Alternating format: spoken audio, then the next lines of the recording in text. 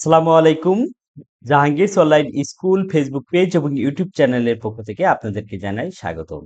Primary ৩য় ধাপে উত্তীর্ণ প্রার্থীদের জন্য আজকের এই ভিডিওটি প্রাইমারি ভাইভায় কি ধরনের পোশাক পরবেন, কি ধরনের পোশাক আপনাকে শালীন, মার্জিত এবং অধিক আকর্ষণীয় করে তুলবে, সেই বিষয়টি নিয়ে সাজানো হয়েছে আজকের ভিডিওটি। ভিডিওটি না টেনে সম্পূর্ণ দেখুন। আশা করি আপনার প্রাইমারি ভাইভায় আপনাকে আরো বেশি রুচিশীল, মার্জিত করে তুলবে, যেটা আপনার নাম্বার প্রাপ্তিতে সহায়তা করবে। এবং আজকে যদি এই চ্যানেলটি প্রথম দেখে থাকেন তাহলে অবশ্যই সাবস্ক্রাইব বা ফলো করে রাখুন এবং এই গুরুত্বপূর্ণ ভিডিওটি শেয়ার দিয়ে রাখুন যাতে আপনার টাইম লাইনে থেকে যায়।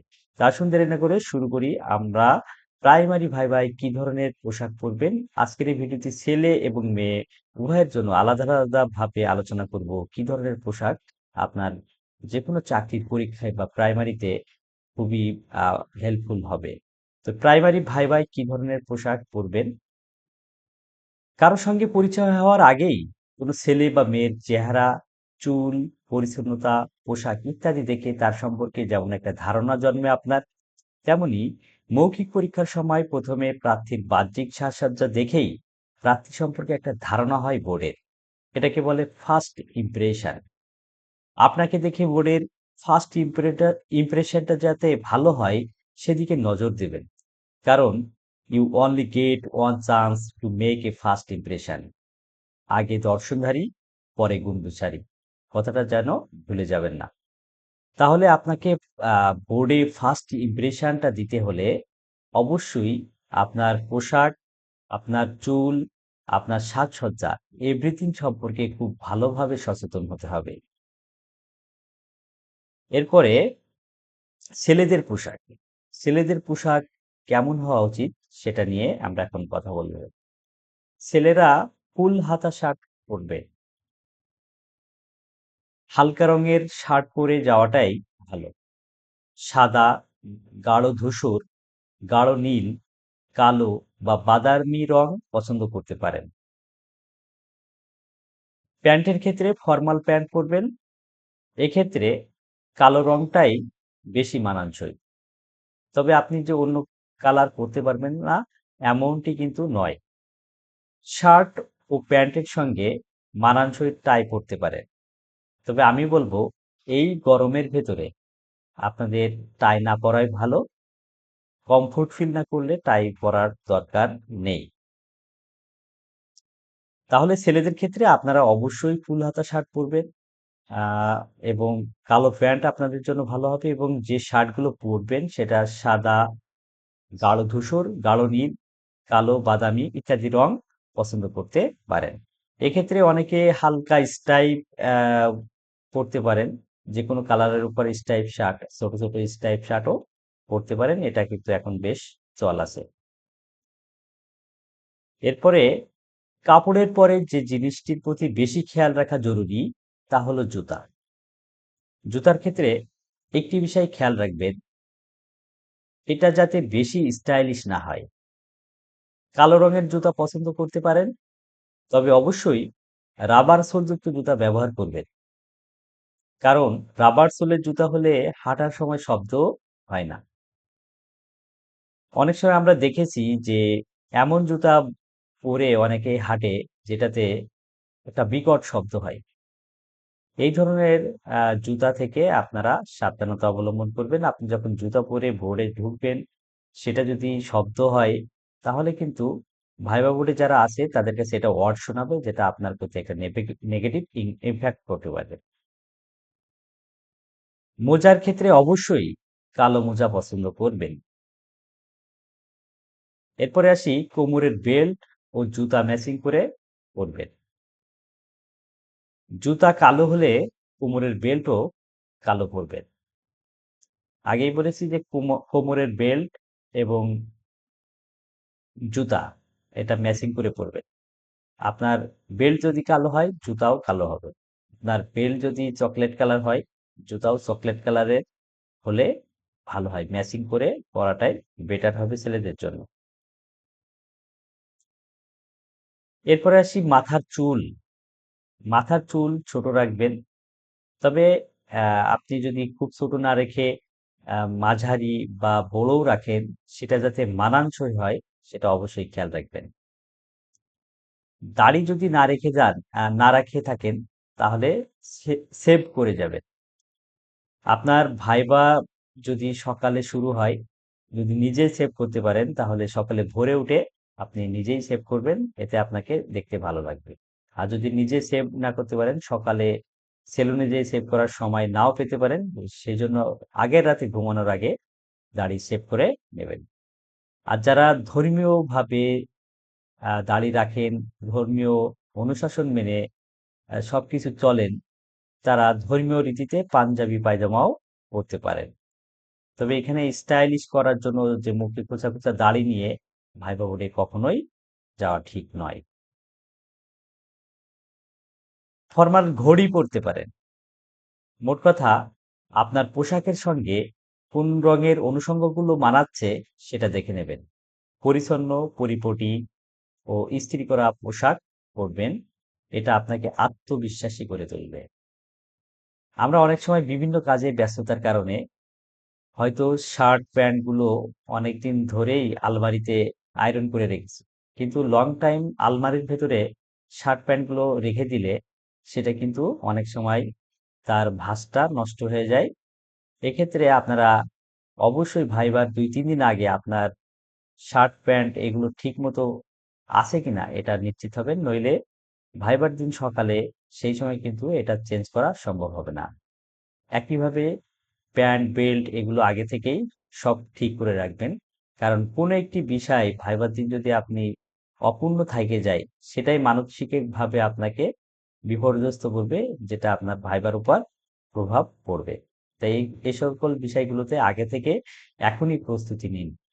পড়াশোনার পাশাপাশি এই বিষয়গুলোতেও প্রস্তুতি নিতে হবে। তো ছেলেদের এই ধরনের একটা ড্রেস কোড মেনটেন করে আপনারা ভাইবা বোর্ডে যেতে পারেন। প্রাইমারি ভাইবা নিয়ে আরো অনেক কথা হবে। তার আগে আমি আপনাদের একটা রিভিউ দেবো আমার প্রাইমারি ভাইবা নোট। এই ভাইবা নোটটি আমি তৈরি করেছি প্রাইমারি ভাইবা পরীক্ষার্থীদের জন্য। প্রথম এবং দ্বিতীয় ধাপে আমার নোট যারা নিয়েছিল, আলহামদুলিল্লাহ ভালো রেসপন্স পেয়েছি। অনেকেই বলেছে এটা বই আকারে বাজারে ছাড়তে। ইনশাল্লাহ আগামীতে সেটা করব, বাট এখন আমি এটাকে পিডিএফ আকারে আপনাদের দিতে পারবো। যারা প্রথম এবং দ্বিতীয় ধাপে আমার নোটগুলো নিয়েছিল, তারা 80% থেকে 100% পর্যন্ত কমন পেয়েছে। প্রাইমারি ভাইবা বোর্ডে যা কিছু জিজ্ঞাসা করা হয়, তার একটি বিষয়ও কিন্তু এখানে বাদ যায়নি। এই অল্প সময়ে আপনি কিভাবে গুছিয়ে প্রস্তুতি নেবেন, তার সম্পূর্ণ থাকছে এই ভাইবা নোটে।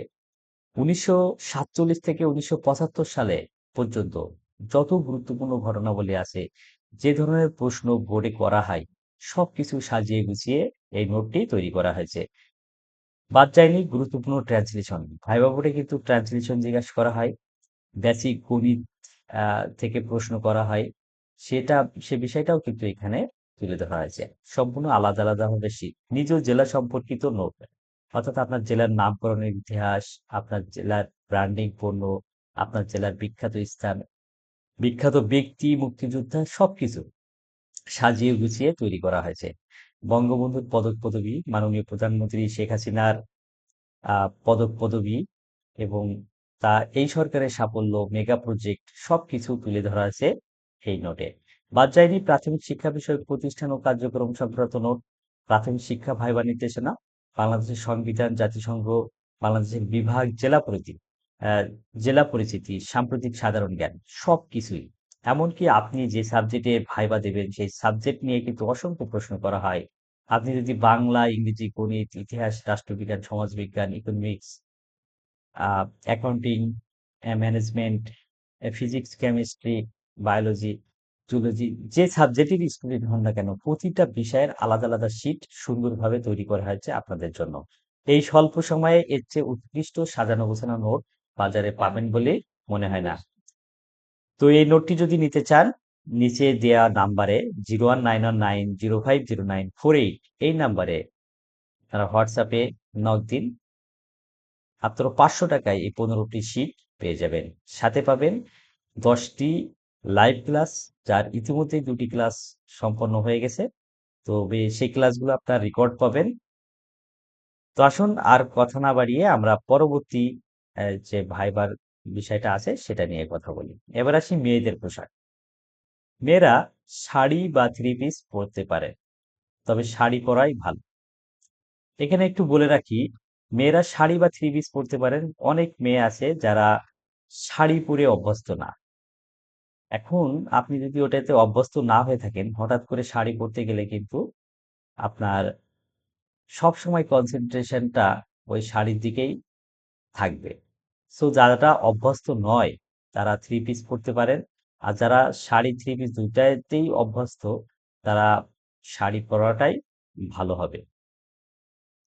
যেহেতু পরীক্ষা দিনের বেলা অনুষ্ঠিত হয়, তাই হালকা রঙের পোশাক পরাই বা নির্বাচন করায় করতে পারেন। হালকা গোলাপি, হালকা নীল রং বেছে নিতে পারেন। এতে আপনাকে অধিক মার্জিত লাগবে। এরপরে জুতা। পোশাকের সঙ্গে মানানসই জুতা পছন্দ করবেন। বেশি উঁচু জুতা না পরাই ভালো। যারা লম্বা মেয়ে, এই লম্বা মেয়েরা স্লিপার পরতে পারেন। কারণ এমনিতেই আপনারা লম্বা, তাতে যদি আবারও হাই হিল পরেন, তাহলে এটা আপনাদের সাথে অ্যাডজাস্ট হবে না। আর যারা তুলনামূলক কম লম্বা, তারা ফ্ল্যাট হিল পরতে পারেন। অর্থাৎ একটু হাই হিল পরলে কিন্তু আপনাদের পায়ের আওয়াজ হতে পারে। সুতরাং তার চেয়ে একটু ফ্ল্যাট হিল পরতে পারেন। মেয়েদের ক্ষেত্রে এই কথাটা খুবই গুরুত্বপূর্ণ। অতিরিক্ত মেকআপ না নেওয়াই ভালো। এতে কিন্তু বোর্ড আপনাকে নেগেটিভলি নিতে পারে। মনে রাখবেন, আপনি কোনো পার্টিতে যাচ্ছেন না যে এমন মেকআপ নেবেন যে আপনাকে বাছ বিচার করা বাদ দিয়ে আপনার মেকআপের দিকে ফোকাস যেন বোর্ডের না যায়। হাত ঘড়ি পরতে পারেন, চুড়ি বা ভারী অলংকার একদম না। আপনারা অলংকার পরবেন হালকা রঙের, মানে হালকা অলংকার পরতে পারেন। হালকা কানের দুল পরবেন শাড়ির সঙ্গে ম্যাচ করে। হালকা রঙের লিপস্টিক বা কাজল দেবেন। তো এক্ষেত্রে আপনার সাথে অ্যাডজাস্টেবল যে ধরনের আহ সাজসজ্জা যায় সেগুলো সাবধানতার সাথে আপনারা ব্যবহার করবেন। নখ বড় রাখবেন না। আপনারা কোমলমতি শিক্ষার্থীদের শিক্ষক হবেন। সো আপনাদের দেখে কোমলমতি শিক্ষার্থীরা শিখবে, জানবে, বড় হবে। তো আপনি বড় নখ রাখবেন না। নখে নেল পলিশ ব্যবহার না করাই ভালো। তারপরেও যদি করেন, তাহলে স্কিন কালারের নীল নেল পলিশ ব্যবহার করতে পারেন। এবার আমি যে বিষয়টা বলবো, যে ভাইবা বোর্ডে কিছু বিষয় আপনাকে অবশ্যই বর্জন করতে হবে। এই বিষয়গুলো যদি আপনি বর্জন না করেন, তাহলে ভাইবা বোর্ডে আপনি যতই প্রশ্নের উত্তর পারুন না কেন, আপনার প্রতি নেগেটিভ ইম্প্যাক্ট পড়লে ভাইভাতে আপনি কখনোই ভালো নাম্বার পাবেন না।